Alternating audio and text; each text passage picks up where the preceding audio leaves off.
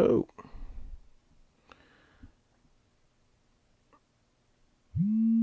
What's up, everybody? Sorry about that. Still a little pixelated here.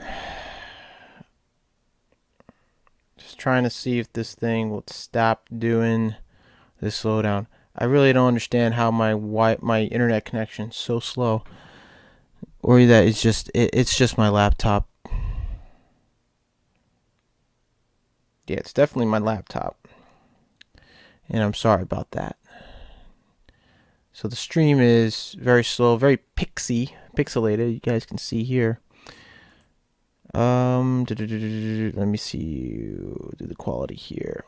Let's try to a 40. Maybe this will help a little bit. I don't know if on my end it will help. If you guys want to switch over your settings to auto, I don't know if you guys got that option on your phone. If it works, if it doesn't work, please bear with me. I've been having trouble with this thing for the past few months. You all know that. You need to change your base output. Yeah, but how do I do that, Teal? Let me see. I can't do it now. I'm going to have to cut off right now to end the stream. Give me 1 second, guys. 1 second. I'm going to stop it on my software here. So it's going to look like I'm frozen. Lawnmower, have you tried a lower resolution? I tried lower resolution. Doesn't seem to work either. I don't know. It keeps telling me that I need to I need to increase my resolution. When I do, it tells me preferred. Let me see. Currently, keyframes are not being sent often, which will cause buffering.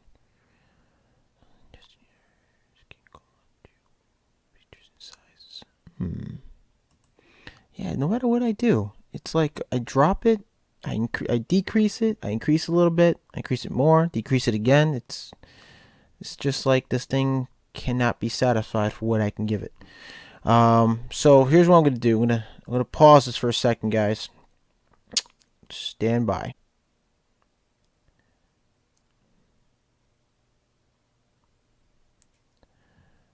Okay. All right. So how's this look so far? I swapped it out again. I'm still freezing. Yeah, I'm still freezing. Yeah, that's not doing me much. It's definitely not doing me much good here. I don't know why it's doing that. It's so weird. I'm not on Wi-Fi. I have it hardlined. I have it hardwired. So I don't know what's the deal. It's so pixie. I don't understand why it's so pixelated. Let's see. Let's see why. Hold on. Settings here. Let's go to this quality. Okay. I have it on automatic. What about FPS? What are you running? Right now, I increased it. I had it on. I was running it at 25 FPS. I increased it to 30. It looks like it's doing all right on my end. I can see on my phone, but I still see the pixels, which is odd. And I'm going to see if I can try to increase that a little bit, tad more. I'm running on 30, so I'm going to try to increase it a little more. So I'm going to stop it again. I'll be right back. Yeah, I should have cleaned up this laptop sooner. Oh, there it goes. Wow, why does it look like that? Why is it always looking like that? I don't know why. It's like it gets worse and worse every time I try to just increase it and decrease it. It's like no matter what I do, guys. I mean, there it goes. Whoa, why is it doing that? Why are you doing that? No, could be also. I'm gonna disconnect it off my phone. It could play, can play a factor to it too. But from what I can see on my screen here, it's still acting. Warning: please check video resolution. I'm always checking it.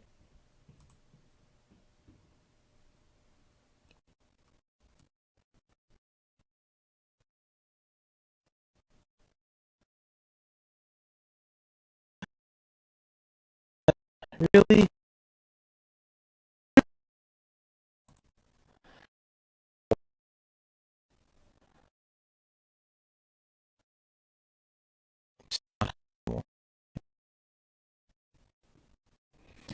I don't know what to do. I tried literally everything. I don't know what's going on. Guys, it's funny how in the past I never had this problem, and it just got worse and worse and worse over time. I don't know. It could be my laptop. Could be a bunch of other things. I don't know. Um. Oops. Hold on. What did I just do? Oh, it looks a little better, but it's all pixelated, like you guys don't like. I know, it gets a little annoying. So I'm just gonna continue off from here. So what's up, guys? I tried to I switched back to my lighting actually because the lighting earlier, originally from my ceiling fan, wasn't really doing much justice. It always tends to the focusing and the color focusing kept going on and off, high and low constantly. So um, I just switched back to my HP floodlight for the time being. So I hope everybody's okay, doing all right. How's if those of you who are like in the self quarantine or you're at home right now, maybe with your family, your kids, and there she goes. She's buffering again. Oh, there you go. Tell me what's going on. How's everything going? Are you guys? Is everybody basically toughing through on this? Are you guys going stir crazy? You need some. You need maybe some distractions. Let me know what is going on. So I got here Lawnmower, Teal Visions here, Jason Reynolds. What's up, Jason Reynolds? Nice to see you, buddy. It's been a while. So over here, things are as normal as can be for this whole quarantine city shutdown. Um, the news media has been speculating now that our president wants a quarantine for all three states, New York, New Jersey, and Connecticut. Well, parts of Connecticut, but mostly New Jersey and New York would be. He wants a quarantine. I don't understand why that is. That's kind of a little. It's a little overboard, to be honest. I mean, it hasn't. I mean, the numbers are still going up. But not as rapid as it was. But they expect now that not the so-called, but the curve is supposed to reach its climax up until in this month, sometime this month. So here in New York City, we're still, everybody's still indoors, self quarantine, and trying to ride this through. But I want to know what's going on with everybody else here. How's everybody holding up? Are you guys finding anything useful to do to pass the time? Let me know in the chat. Let me know in the chat.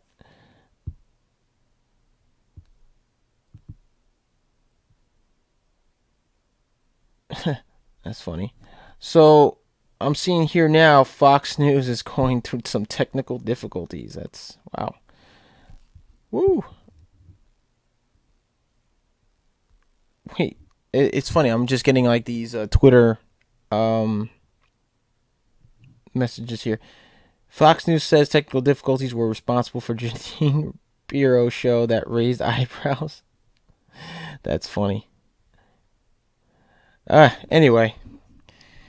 Yep, that's the world today. Some funny characters. So, updates. So, we just saw earlier, our governor did a COVID-19 or coronavirus update here in New York, and the numbers are going up, but there are people who are recovering. I believe well over 800 patients recovered and were discharged from hospitals. That's good news. There should be expected more on the way that are going to recover from this virus. So that's awesome news. But as more recover, there are more being brought in having symptoms, and the cases of the increasing cases of coronavirus still continues. I guess the idea, in my opinion, I think the idea is just get everyone pretty much recovered and then send them back to work, as much as possible. But that's difficult. It's easier said than done, but it's difficult because you got all these healthcare workers and the first responders. I mean, they're really risking it here. They're risking their health, their lives to save others, and I admire them for that. And that's awesome. They're doing a great job, and our thoughts, my thoughts and prayers are with them. And huge shout out to all the first responders. We want to thank you guys for helping us New Yorkers and those in need of help and being there for us. So thank you very much. And those of you who are also first responders, some of you here in the chat, maybe watching, silent watchers, I like to call them. Thank you very much for your services, and continue on. And you guys are really putting it out there, and that's awesome. That's great to see that. Let's see here. Whoa, stream's current bit rate is lower than the recommended bit rates. Always lower. The audio. Listen, do me a favor. Can you guys hear me okay? Is it a little choppy still? I need to know, so I can somehow fix this issue, if there is any. Tanya Matthews. Hello there, Tanya Matthews. Welcome to the Sunday Funday Q&A chat. Thank you for joining. Those of you who are new, by the way, new to the channel, like from what I can see, a little bit, Tanya Matthews. I'm not sure if she's subscribed. It's been a while since I've been on my channel. I don't go on as much as I used to.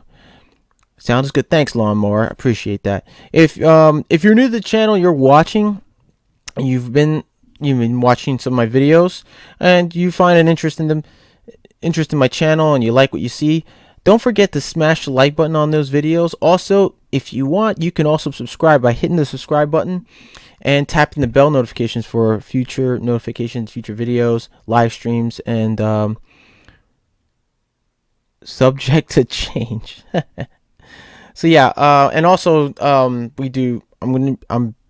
supposedly going to be starting to do some trade shows as well, to attend some trade shows and go live. But due to the COVID-19, trade shows out here in New York City and New Jersey are shut down for the time being until the virus has slowed down and has been eliminated.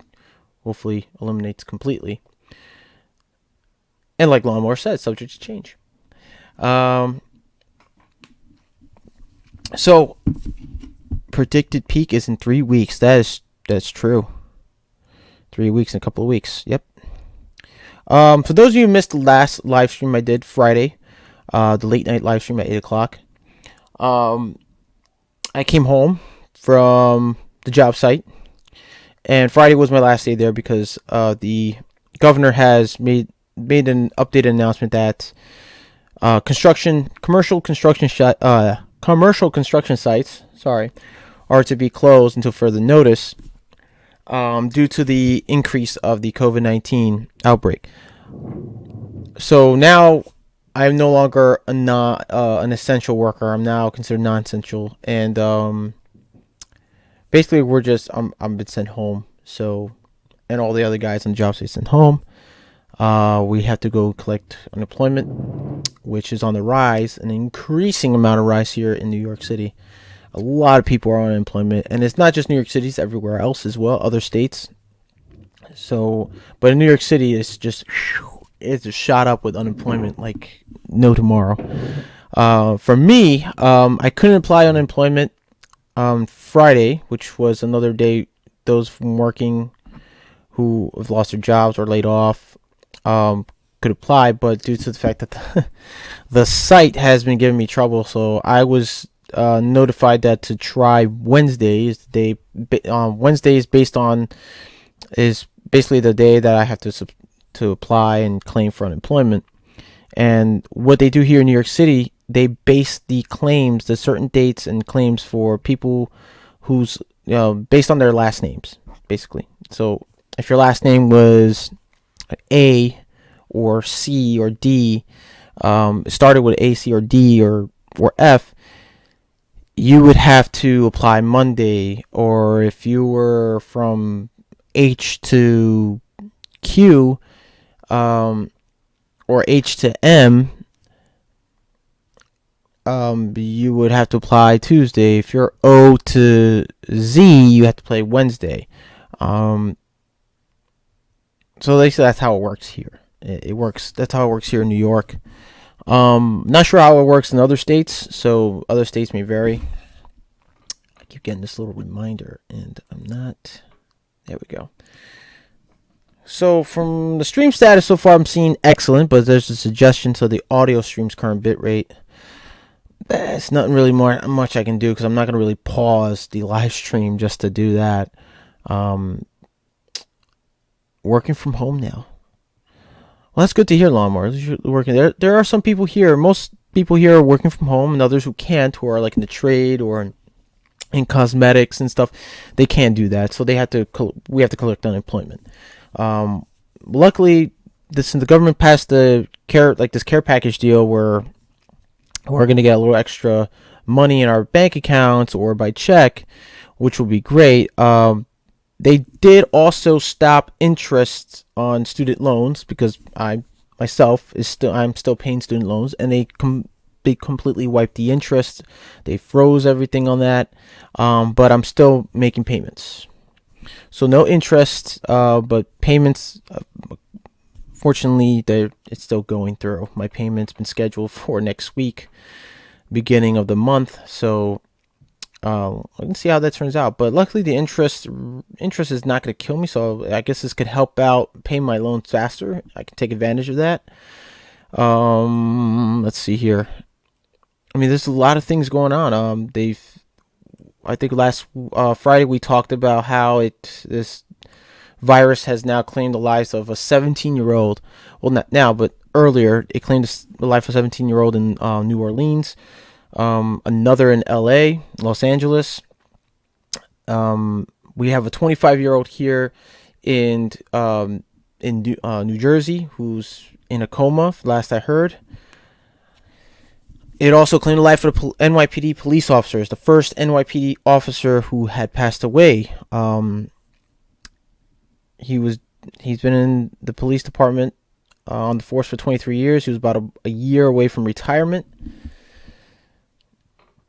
And it's really sad to see that. But my thoughts and prayers are for the family members as well for that officer. I believe his name was Detective Dixon by name. May he rest in peace, and thank you for your service. Thoughts and prayers are for the family. My condolences. We also are. Oh wait, what's this? Who's that? Oh, okay. So yeah. But to other news, I'm gonna start filming tomorrow. On the pack out. So you guys been asking about the pack out. I have my pack out here. I brought it home from the job site. I'm gonna do some reorganization, cleaning up, reorganize everything the way I originally had it because it's a bit of a mess right now. The pack out's gonna look a bit dirty because it's been around the job site, so I'm gonna show some authenticity of that. because I don't want to make it look like it's brand new. Then it looks like I never use it on the job site. So it's gonna look really dirty, really dusty. It still does. Um, so though for those naysayers and stuff and say, oh well, it looks new and oh you don't use your pack out as much. Oh gosh, he's just saying that. Well, I'm not just saying that. I actually use my pack out on the job site, and I gotta say it's very efficient. Keeps all my tools in one place, organized and not everywhere. So I'm gonna have a lot of fun doing that video. The video might be close to an hour, maybe minimum at least 45-minute video. Very much like the last video I did of my pack out, and hopefully I can probably shorten the video if I can. If not, then it is what it is. All right. So I know there are a few of you guys who want to see like what's in my pack out now. How did I set it up now? What's the condition of it? Like, we want to know. You guys want to know, and you want to, it's just catching you're curious. It's just wanting to catch your interest on it. So I get that. Also, I'm going to be doing some more tool review videos as well.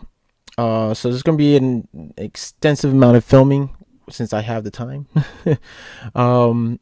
So yeah, there's going to be I'm going to do a lot of hand tools as well. Some people have been asking on Instagram and on YouTube, how come you're not doing enough of Klein tool reviews? Well, one, I've been very busy. Two, whenever I get new tools, I like to do a tool review first. One video, like a part one video of like the unboxing and the specs and stuff like that, and then I'll try to do like a second tool review video later down, like a week or two after after it's been sent over and I unbox it, and then I'll give you like an update of like the condition of the tool and how well it's been used. So you're gonna see a lot of that going on here on the channel. I'm gonna be very busy, probably this whole week on that, doing a lot of video editing, recording, video editing, and so forth. Let's see what we got here. I haven't read the comments. Oh, no one's really watching. That's okay. Can I? Let me see here. 2 likes, guys.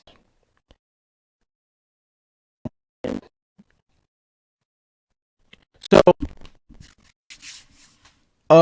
I'm getting a lot of emails actually too from like Milwaukee, a few from Makita, they're and Acme Tools and doing like tool deals, and around this time they're these guys are these companies are really striving. They're really trying to still sell their product even in these bad times, in these times that we're in now, and the urgency of keeping everyone healthy and safe. They are still working. These guys are working hard to provide us with tools on the job sites and such. But since here in New York, I don't even see myself as a participant. Really? Hold on. Let's see. Participants. Yeah, Lawnmower, you're a participant. I'm a participant.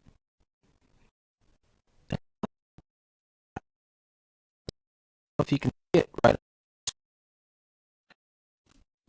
Right. So there you are. I missed VC instruction Friday. Sorry, I'm showing the analytics here. Oops, sorry. Weird, yeah, it is kind of weird. Huh. I don't know why that is. It just could be this whole. Let's see here. I'm gonna stretch this out a little bit. Oops.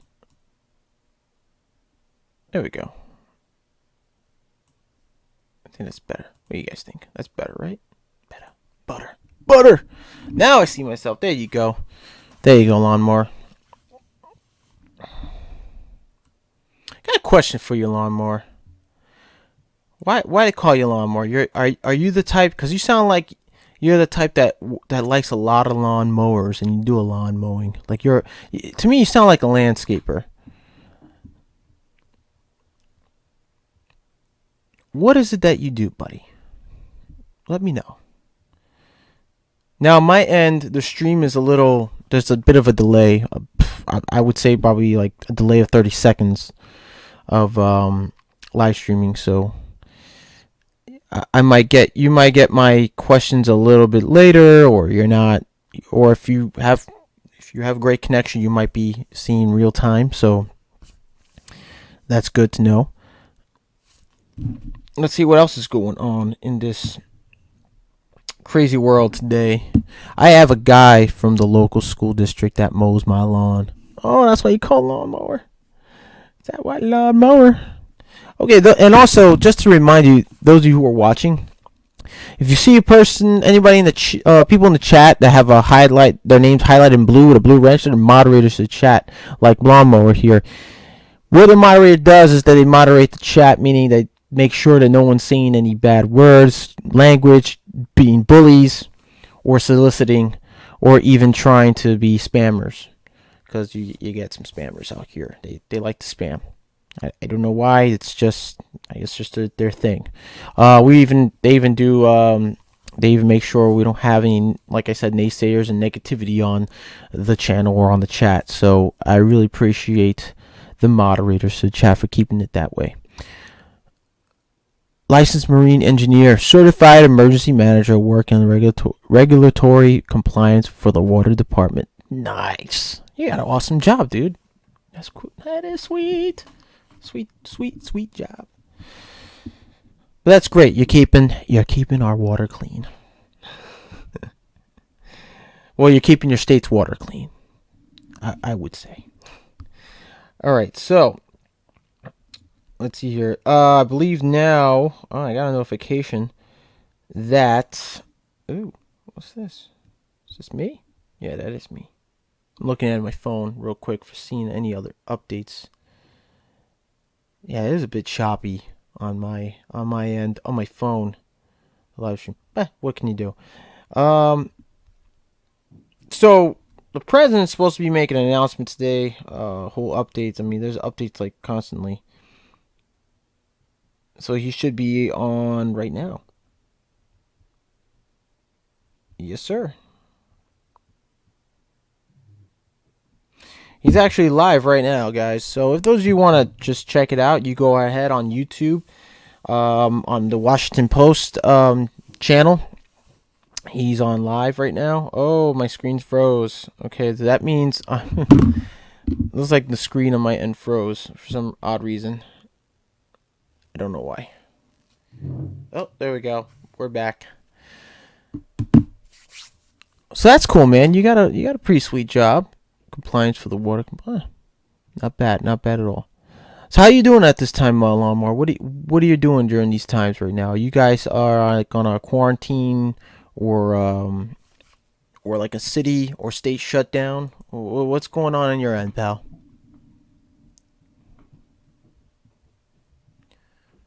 What is going on?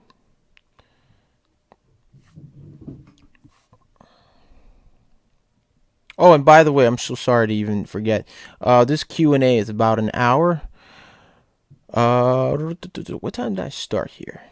I think I started a little late, didn't I? Yo, Construction Cronies, a.k.a. Chris Conkel is here. If you guys remember, Construction Cronies used to be called Chris Conkel Vlogs.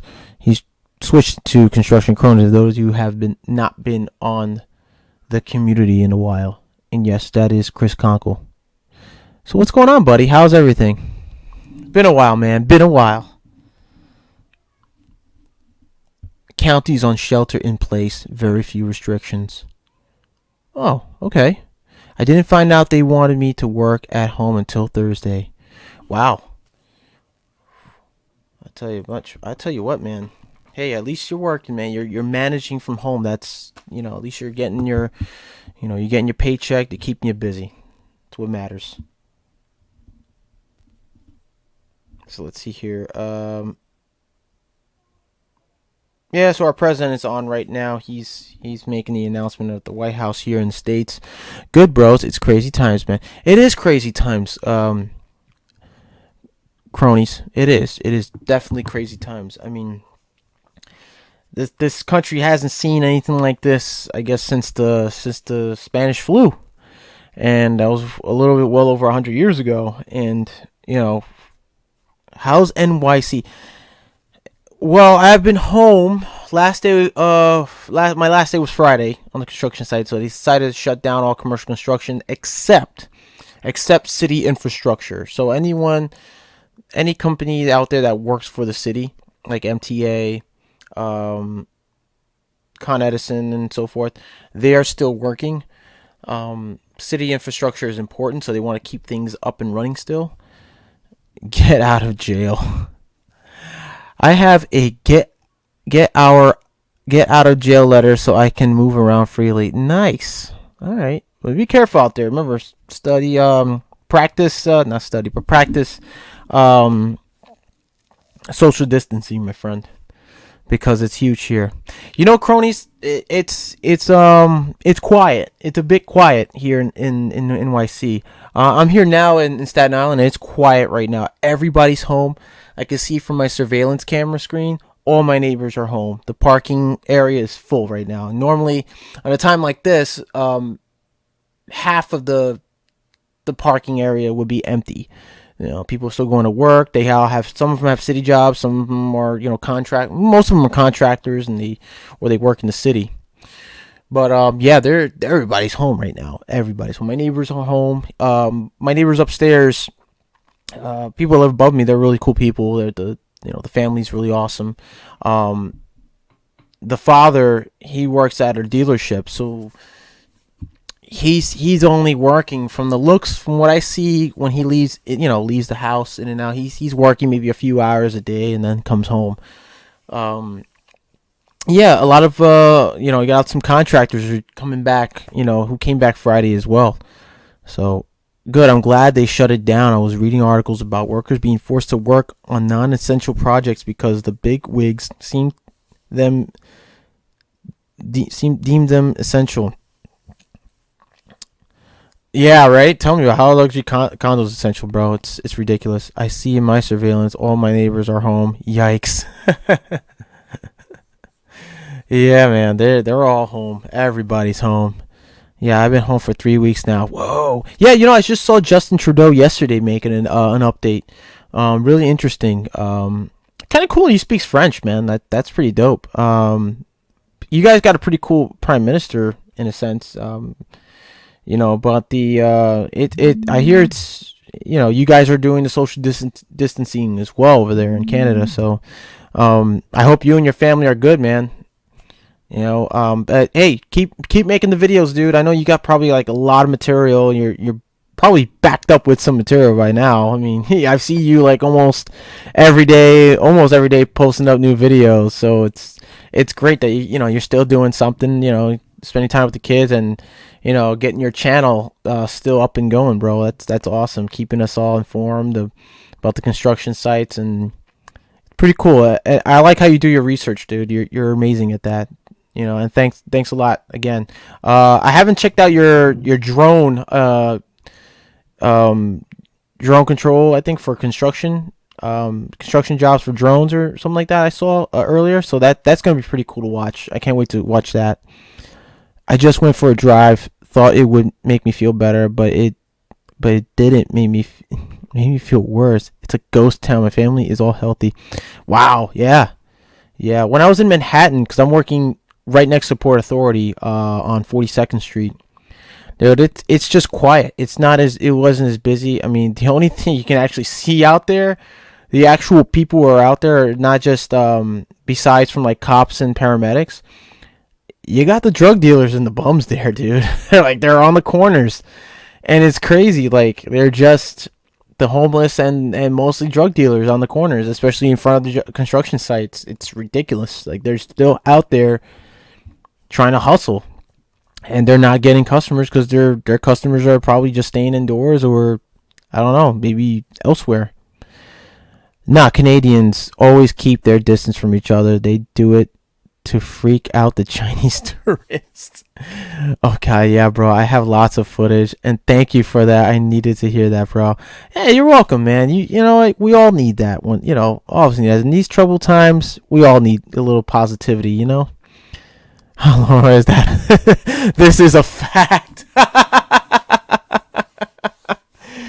Oh, dude, that's crazy. That is wild. It's funny you guys should say that. I mean, clearly we had so many. It's so funny when I was in the city working. You don't see anybody. You don't even see the tourists. And I saw very, very few tourists. Like maybe like a couple that was like trying to like walk around the city to, doing their own tour, finding their way out, which makes it easier for tourists who are here and they're obviously stuck here, or they're waiting to go back home on their flights, or and while they're waiting, they're just taking the time to at least walk around the city a little bit, to take a look around. So but they're not really practicing, the tourists here are not really practicing safe distance, social distancing, and it's a bit dangerous too, because we have there are people, even like anyone could be like sick and have the virus, not know it, and they can get them sick and they take it back home and they give it to their family members. So it's a little dangerous for them to be walking around our city. Edmonton still has a 900 section in the yellow pages. Oh wow. Anyone that has ever gone to Statue of Liberty has had a Chinese tourist repeatedly bump them from behind. Wow. Yeah. I mean, I haven't been to the Statue of Liberty, even though I live here in New York City area. I haven't been there in a long time. Last time I was there, I was like in the first grade in Ellis Island and the Statue of Liberty itself. So that was a long time ago, very long time ago. So yeah, I can, especially they're a little pushy when it comes to commuting here as well. Like in parts of Brooklyn, they tend to shove people on the trains, or if you're waiting for a bus, they'll tend to try to skip in front of you to get on the bus first. It's kind of crazy how they are. But I mean, that's how they are in their homeland. I mean, they do the same in China. You see videos, how they get on the trains. They pack them like sardines in trains. It's ridiculous. When they come here, they think it's okay to do that when, the atmosphere is totally different. People use etiquette, and, if you try to upset them by doing that, New Yorkers will tend to bite you. Really bite you hard for it too. And I've seen it. Like, people will get really upset and tell an Asian person, like, don't do that. Why are you being respectful? It's called excuse me, blah, blah, blah. You don't got manners, where you from? I'm like, holy smokes. Like, eesh. But, and it's not much of it's not a racial thing. It's just a known fact. I mean, you come here in New York City and that's how they are with you. The Asian community, they're, they could be pushy when it comes to commuting. Like, they will push you out the side to get on a bus. They'll push you to the side to get on a train to get a seat. Sometimes if there's no space between a seat, like two people sitting down, and there's barely a space to like sit in the train, they will literally just sit there, like push you over to grab a seat. I seen where this Asian woman pushed a child over just to sit down, and the kid was sitting because the kids are small. They sit down, the chair's bigger than them, and they would just literally push the kid to the side, up against the person next to them, so they can sit down. And that was so rude. And I saw a video where a woman was like arguing with her. A woman was arguing with this Asian, this elderly Asian woman. She's telling her, like, don't push off my kid, and it was ridiculous. I was like, oh my god, like they need to be more careful. Oh man, yuck. The buses in Toronto were so gross, jam packed and stinky. Ooh. Oh, dude, trust me. In New York City, we have we call it the infamous E train. The E train, Manhattan to Queens, always packed with homeless bums. Packed every car, and it stinks. It reeks of it smells like armpit and and bad breath, and it's just disgusting in there. And I would have to try to find the cleanest car to sit in without smelling their own body odors. Oh man, it reeks. I grew up in Fort Worth. Manners and politeness were required. When I've gone to NYC, it tends to get a very good response. Well, yeah, I mean, people in us New Yorkers we are polite, but if you come out disrespectful, or you don't say the word excuse me, or you apologize, or or anything like that, you're gonna get the response to the other person towards you. It's gonna be like they'll just look at you and just say excuse me. Like they'll respond to that. They'll like, oh, you want to be rude? Okay, get out of my way. They won't care at that point as long as you use manners. But yeah, just heads up for those of you who've never been to New York City, and once this whole thing blows over and you decide to come down and be a tourist, be polite. Don't be a jerk, because we will be much bigger jerks towards you. And I've seen it many times, to the point where a fist fight would actually happen in public. It's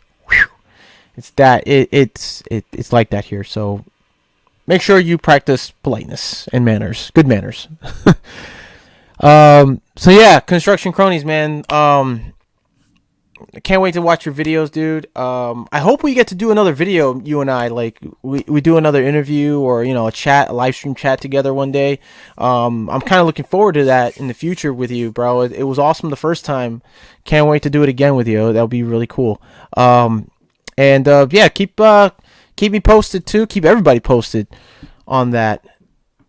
I keep getting these little pop-ups of warnings of my stream. Let's see. Oh, it's good, healthy stream. Okay, so I'm going to keep my settings like this, because it seems everything is almost running in real time right now, which I like.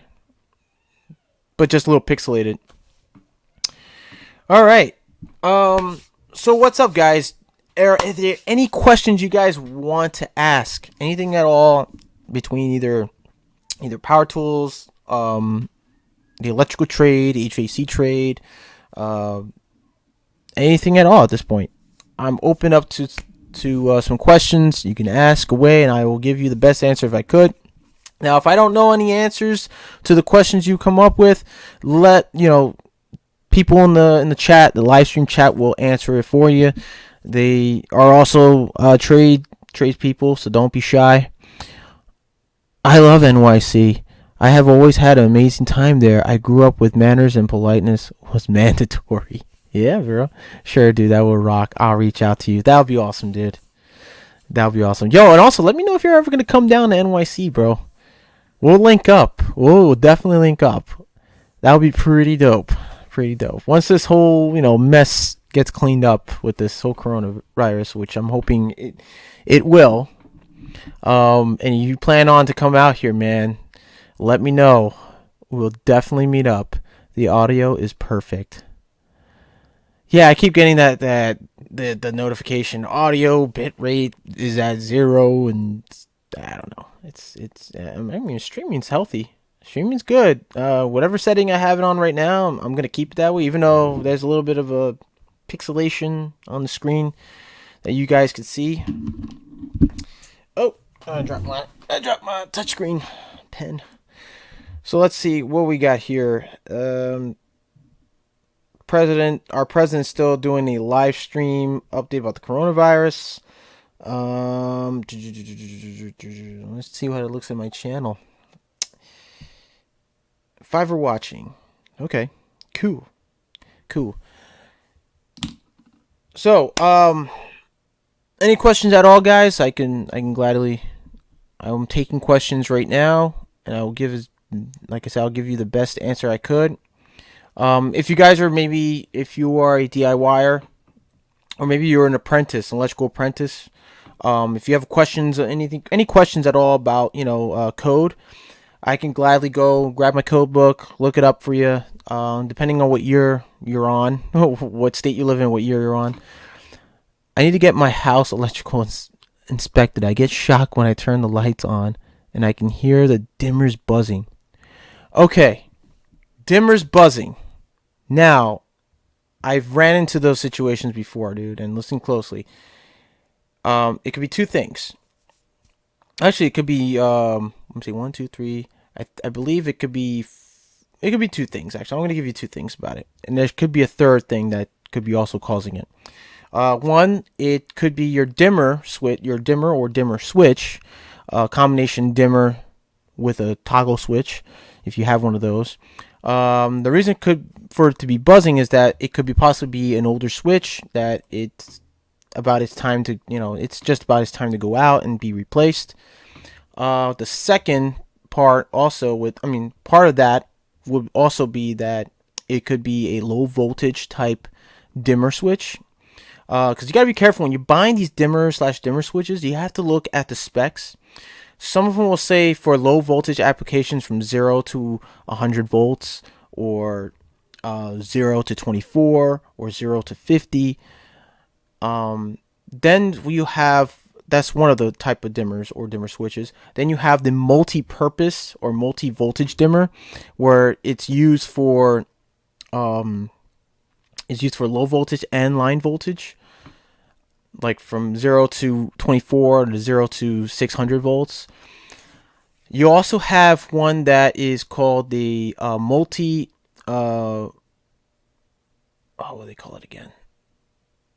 Yeah, I think it's called a multi-purpose dimmer.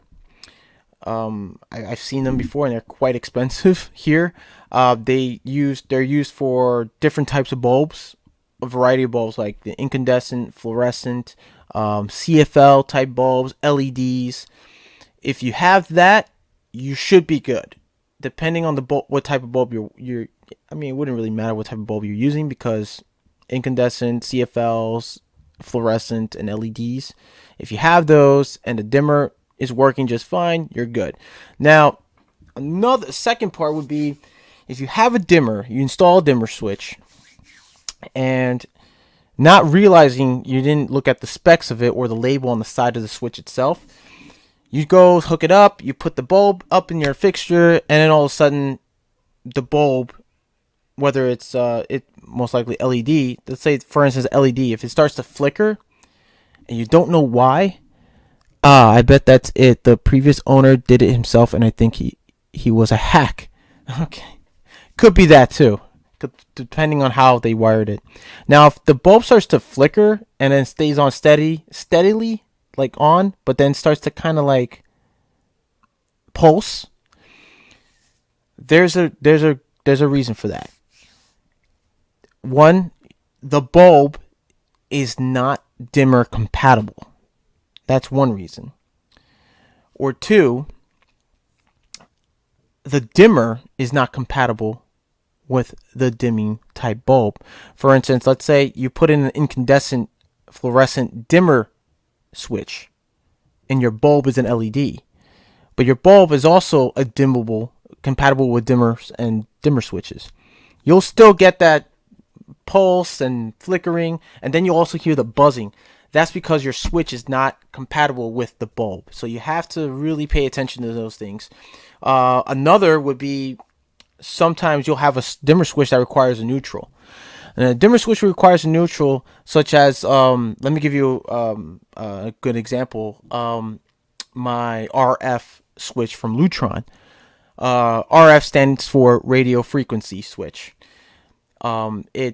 It basically picks up a signal from a remote control wireless remote that acts as a switch to turn on the lights and turn off the lights, and it communicates with the switch that's hardwired to the switch box.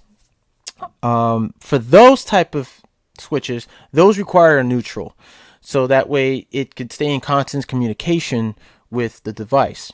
Now, if you have a switch like that and you don't have a neutral in the switch box, most likely you're going to have to install or somehow tap a neutral from the light fixture and bring it back down to your switch box.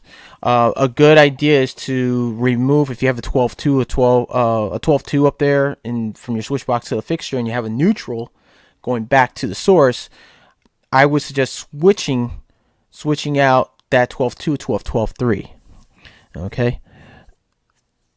Yeah, bulbs will pulse. Yes. So you have to you have to take your bulb out, look for a manufacturing label around the bulb, around the base of the bulb, and look for something that says not either dimmable, a dimmable bulb,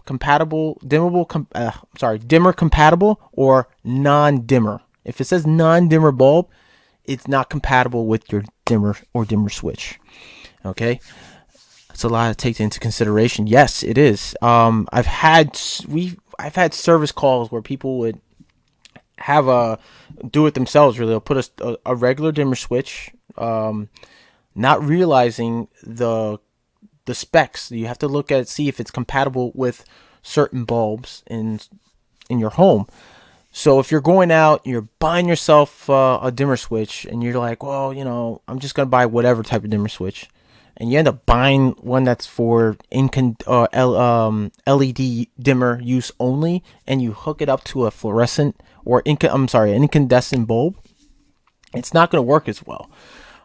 What happens is your dimmer will start to buzz.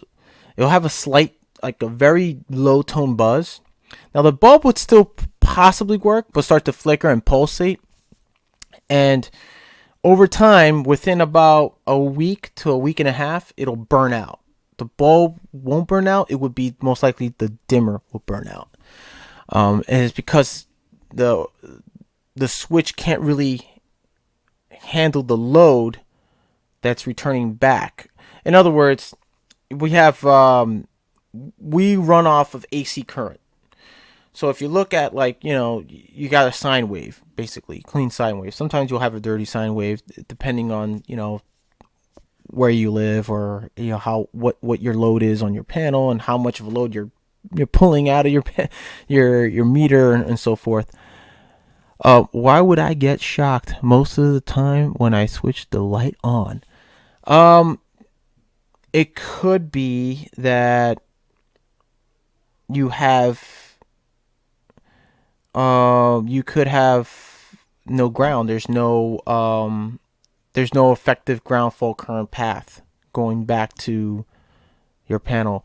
You could have just sometimes in situations like that. Sometimes you have a neutral.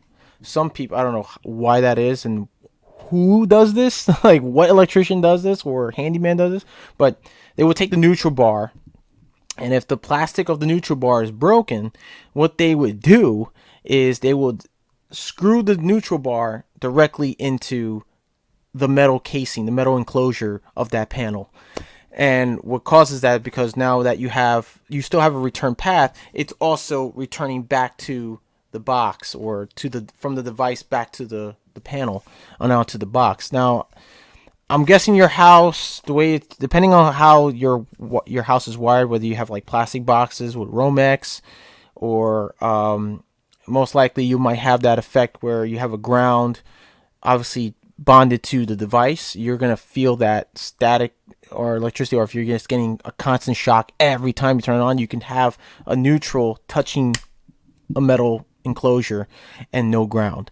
Meaning you don't have a ground. You might not have a ground, or you have a cut ground wire somewhere to your grounding electrode, and it's not making contact. Or if you're grounding, it's not making contact, or you have a cut ground on the supply side bonding jumper in your panel where it's possibly loose or disconnected to the point now your neutral is going through the box and back to the panel, but causing yourself you're basically getting shocked. So that's the danger at times too. Why would I get shocked most of the time when I switch the light on? That's it. I don't know. Do you have a dimmer? Is that your dimmer? Because if your dimmer's on a neutral, that could be a reason. You're gonna have to check. Let's see here. Oh my God, who would screw the neutral to the bottom? Oh, I've seen that happen with just apartments, like old rail car apartments. Like the one I lived, my roommate. I was renovating a room because he kicked out his previous roommate, And we were doing the electrical room in that room, upgrading the electrical, and his electrical box, the sub panel, the neutral bar was basically screwed onto the frame, the metal frame of the box, the enclosure. So, dude, it was crazy. And they kept getting shocked all the time. Like, oh, why am I getting shocked? Every time I turn on the switch, I'm getting shocked. I'm turning the switch, getting shocked. I didn't know at the time, but until I opened up the panel, that's when I saw it. And I replaced the panel with a brand new, a much more upgraded panel with more space and a proper ground and a proper guts. What we call is the innards of the panel. We call them guts. So the basically your neutral bar had to be isolated away from. It has to be isolated from the enclosure, from your box, from the metal frame. Um, it's mounted mostly on uh, a plastic, um, a plastic bracket where it holds the neutral bar, and it's basically mounted with two screws that screw onto the enclosure. So it's not making contact or any type of metal contact unless you have a like a jumper going to that extends across the panel to another um, neutral bar. And that's only in case like you have to add more circuits and more neutral wires to it. Sometimes you can even make that into a ground and bond it to the neutral, which is fine as well, depending on the situation, depending how the install is. No problem, dude. I would go ahead and check inside your panel, see if your supply side bonding jumper, which is like a bare wire or a green wire, coming off your. Well, actually, I can show you a picture. You know what? Let me show you guys. Let me show you that right now. Let's look what I'm talking about. Let's go to.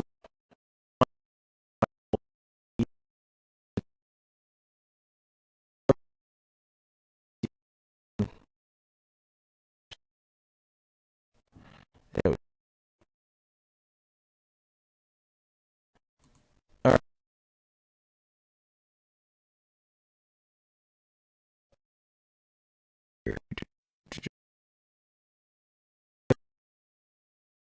We had something here for graphic of the day.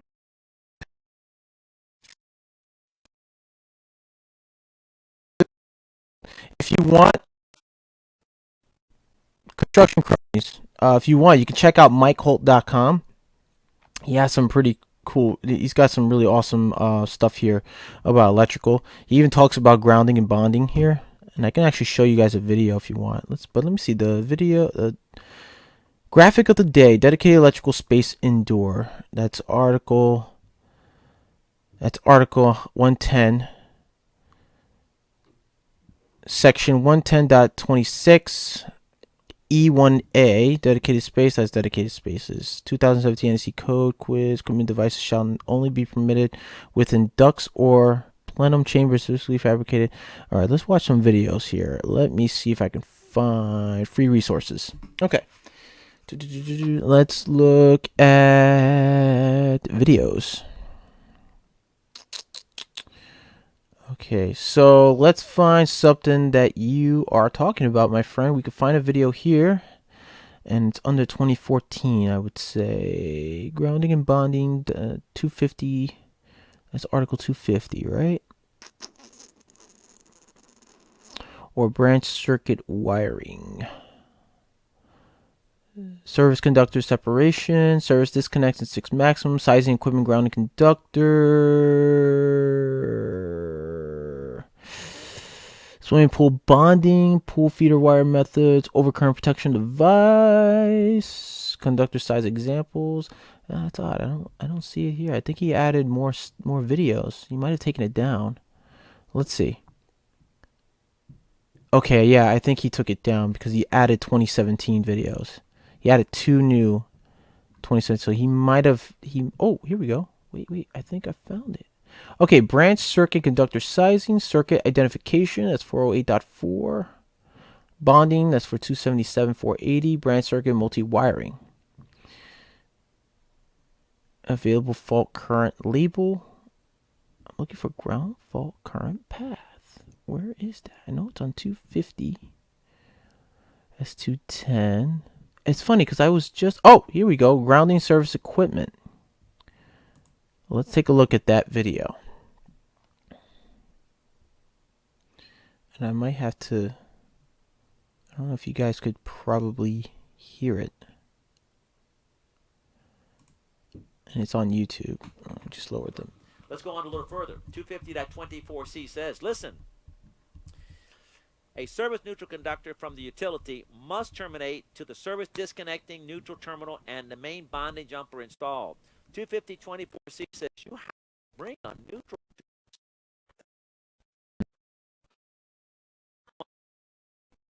to what? Service, and every service disconnect has a what? A main bonding jumper. It's green. Yep. And there you can see the green on every one of those disconnects. Scott. Yeah, going back to the previous slide, Mike, the classic case where this gets missed is a fire pump. A lot of times the fire pump has its own service. People look at that, they come up to the meter can, the utility pulls a grounded conductor to the meter can, and they go, I don't need that neutral to run.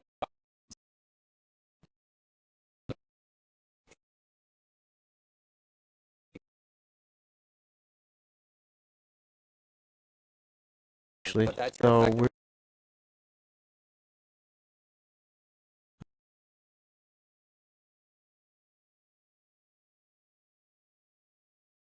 I was looking for...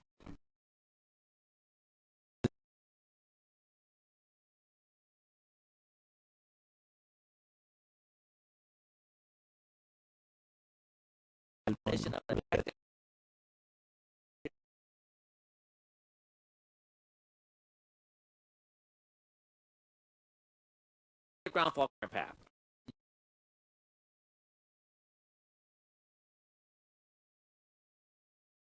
Point of a ground fault.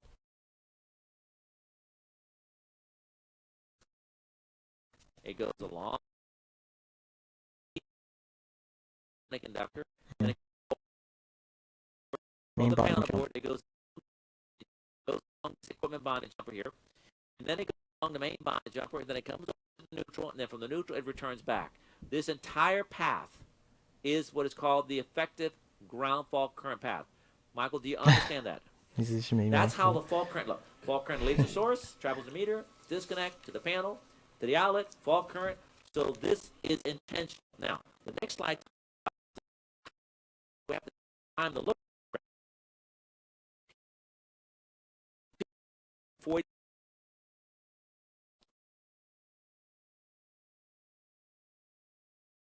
electrons leave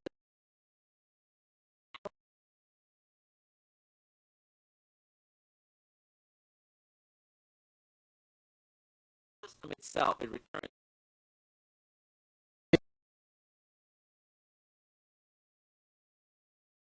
He breaks it down really. They're amazing. They're really well put.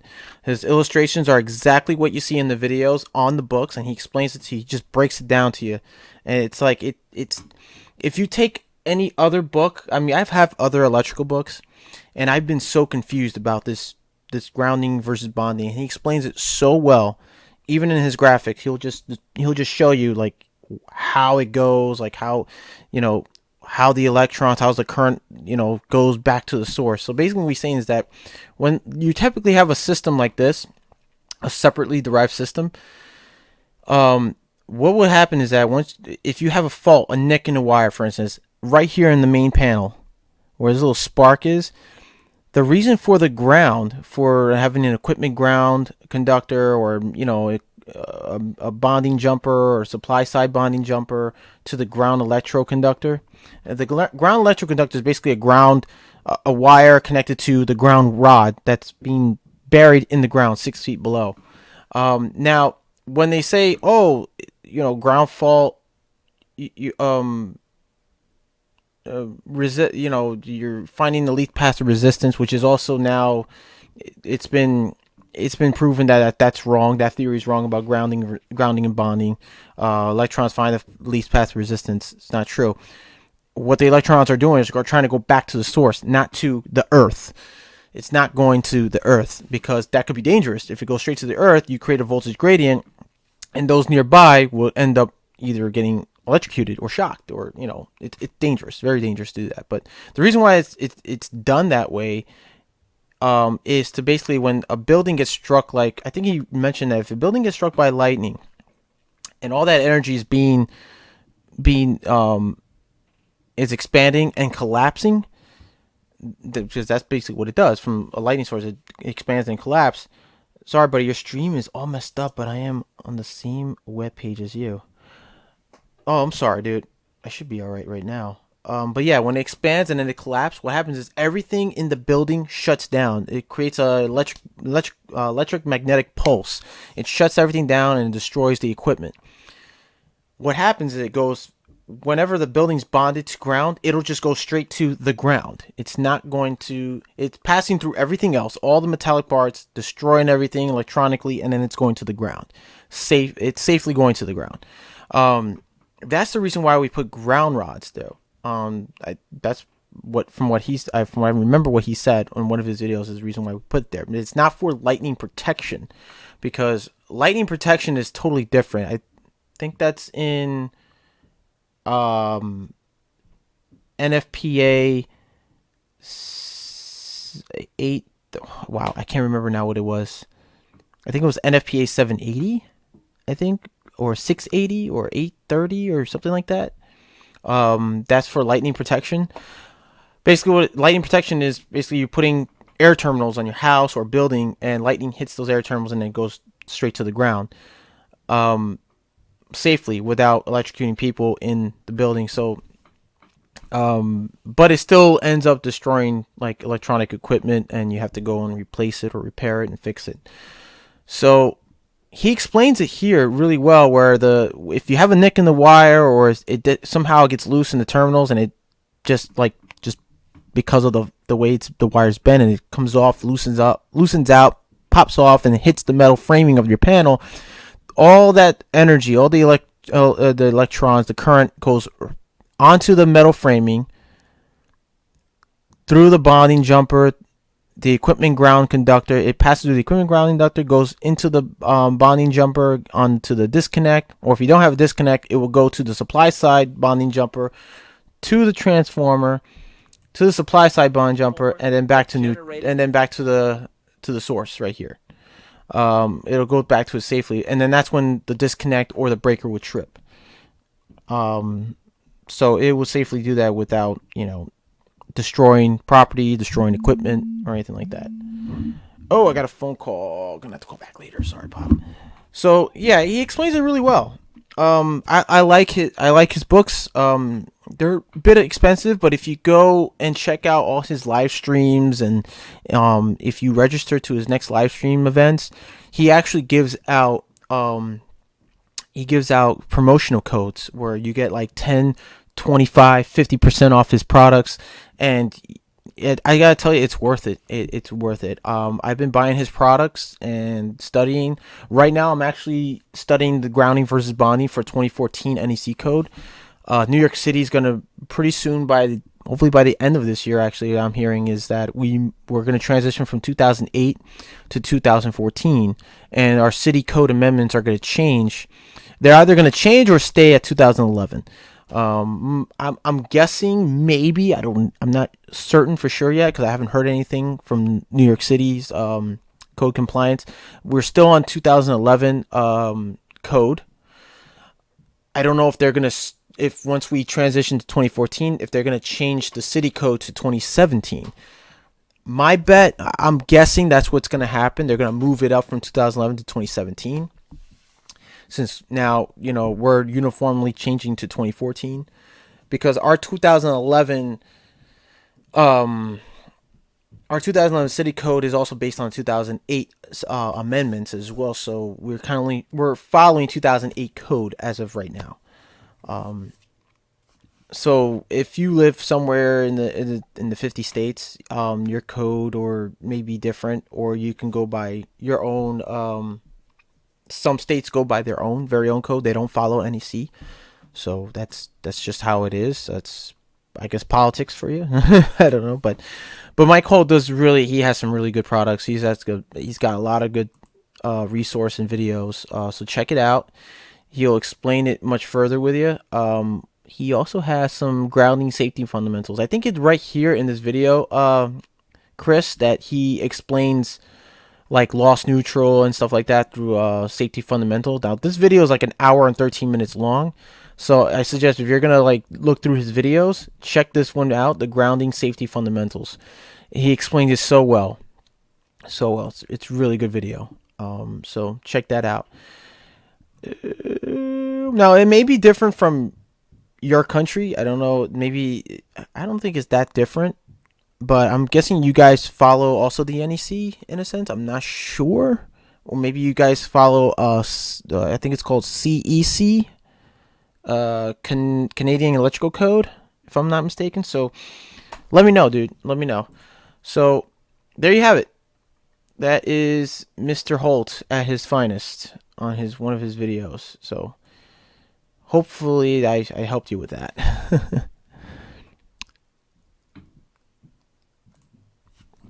But yeah, with that dimmer, I would say for now, check out the bulb. See if your bulb is compatible with dimmers.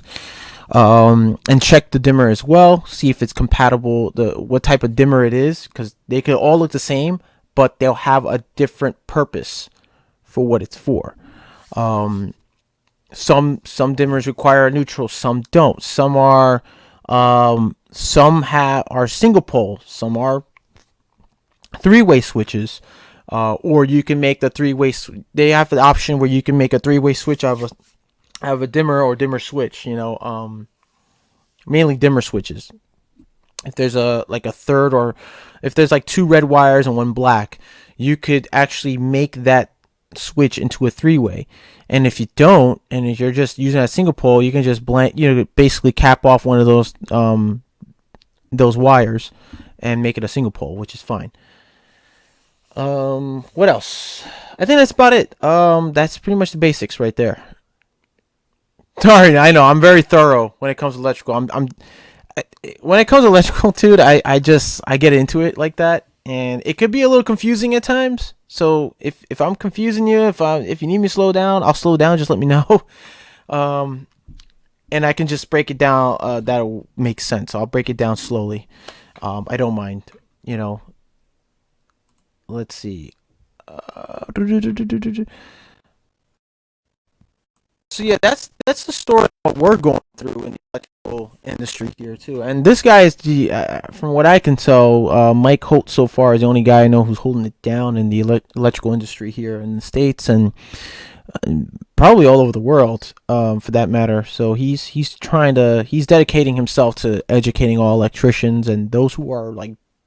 Maybe if you're the type of you're a maintenance guy who does electrical work and you need to understand a little bit better, this is a guy who would just teach you along the way, But always remember though, if you're doing electrical work, if you're a DIYer, and you're not sure, you're not the type that wants to mess with the electrical, the electrical equipment or the electricity, then call a licensed contractor. I know there's some out there who do it on their own because they don't want to pay, money to have a contractor come down and take a look because they're expensive. I get that, but it's better to be safe than sorry. If you're not confident enough, or to work on something that's live, I would suggest not to work something that's live. Now, if you're the type that you have a little bit of experience with it, and you worked on it live a few times, my suggestion, most likely you have to start practicing safety and working with the power off. Read some books. Read books. There are books that help with troubleshooting. Okay, there's books that would tell you how to, troubleshoot a circuit. How to identify wiring, and how to use a tester, electronic multi-tester, or an amp probe, or analog. There are books out there that you can purchase, or maybe borrow from a library. A library is a good source to get these type of books as well. They'll if you can't afford a book, go to your public library and check it out, or go online. print out some some papers and just read up on how to troubleshoot circuits and how to identify them. But the number one thing you should do if you are going to be brave enough to work on your own electrical equipment in your own home, power must be off first thing. Okay, first thing you want to do is shut the power off. If you have a panel that has no identification on the breakers, get yourself sorry, let me just get that off. I keep getting that notification. Get yourself a circuit breaker finder. Now, Klein Tools make circuit breaker finders. Also, Ideal makes them. Commercial Electric makes circuit breaker finders. Who else makes them? Fluke also makes some circuit breaker finders, but they're kind of hard to find. What else?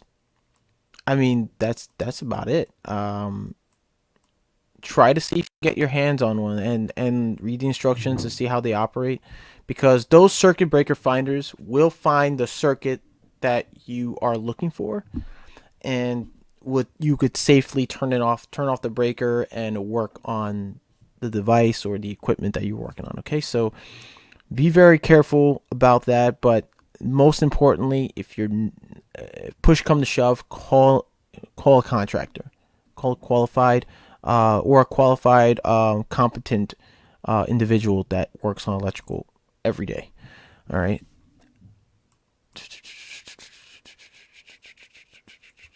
Okay, so wow.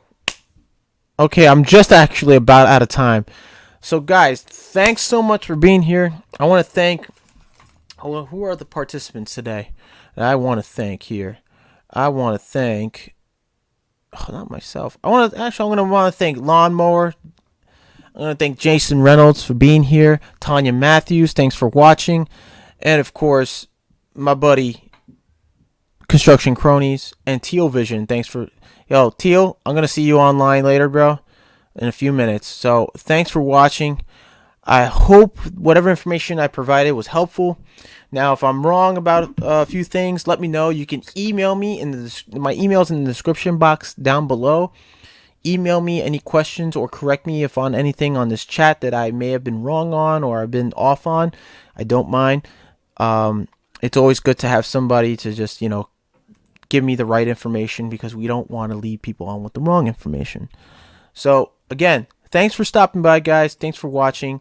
I'll see you guys in the next 2 days. I'm going to post another video, live stream video update. I'm inside out. Okay, you're inside out, dude.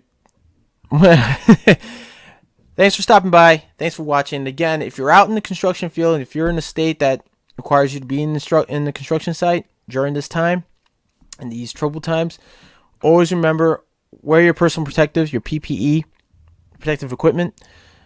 Watch each other's back. Help one another out. I'm going to see you guys on the next video, on the next one. Later, everybody. Have a great day. And stay safe and stay healthy.